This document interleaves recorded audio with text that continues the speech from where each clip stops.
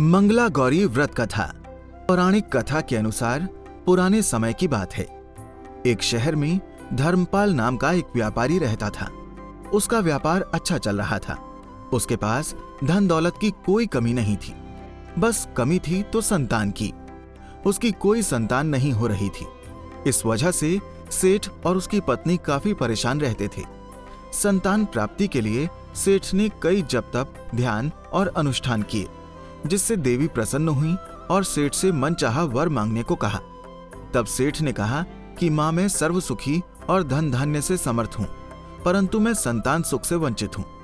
मैं आपसे वंश को चलाने के लिए एक पुत्र का वरदान मांगता हूं। धर्मपाल की बात सुनकर देवी ने कहा, सेठ, तुमने बहुत ही कठिन वरदान मांगा है, पर मैं तुम्हारे तप से अत्यधिक प्रसन्न हूं। इसलिए मैं तुम्हें वरदान देती हूं कि तुम्हारे घर पुत्र रत्न की प्राप्ति होगी, परंतु वो अल्पायु होगा। अर्थात उसे ये श्राप मिला हुआ था कि 16 वर्ष की उम्र में सांप के काटने के कारण उसकी मौत हो जाएगी। देवी की ये बात सुनकर सेठ और सेठानी बहुत दुखी हुए, लेकिन फिर भी उन्होंने वरदान स्वीकार कर लिया। देवी के वरदान से सेठानी ने एक पुत्र को जन्म दिया। सेठ ने जब अपने पुत्र का नामकरण संस्कार किया तो उसने उसका नाम चिरायु रखा। जैसे जैसे समय बीतता गया, सेठ सेठानी को अपने पुत्र की मृत्यु की चिंता सताने लगी। तब एक विद्वान ने सेठ को यह सलाह दी कि यदि वो अपने पुत्र का विवाह एक ऐसी कन्या से करा देंगे जो मंगला गौरी का व्रत रखती हो, तो उसी कन्या के व्रत के फलस्वरूप आपके पुत्र को दीर्घायु प्राप्त होगी। तब धर्मपाल ने विद्वान के कहे अनुसार 16 वर्ष की उम्र से पहले ही अपने पुत्र का विवाह एक ऐसी कन्या से करवा दिया जो मां मंगला गौरी का व्रत विधि पूर्वक किया करती थी।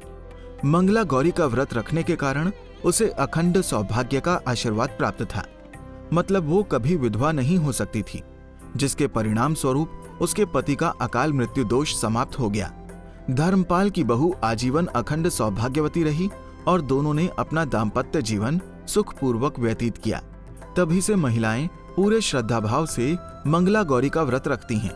तो दोस्तों, इस कथा को सुनने के बाद विवाहित महिला अपनी सास तथा ननद को 16 लड्डू देती हैं।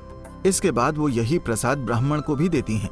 इस विधि को पूरा करने के बाद व्रती 16 बाती वाले दिए से मां गौरी की आरती करती हैं और मां के सामने अपने लिए एक लंबी, सुखी तथा स्थायी वैवाहिक जीवन की कामना करती हैं। कुंडली टीवी डेस्क से तानिया की रिपोर्ट। इसी तरह की और भी जानकारी लेने के लिए हमारे चैनल को सब्सक्राइब करें और नई वीडियो की नोटिफिकेशन के लिए बेल आइकॉन दबाएं। अगर आप ये वीडियो फेसबुक पर देख रहे हैं तो वीडियो को लाइक और शेयर करें। साथ ही अपनी राय कमेंट बॉक्स में जरूर बताएं। धन्यवाद।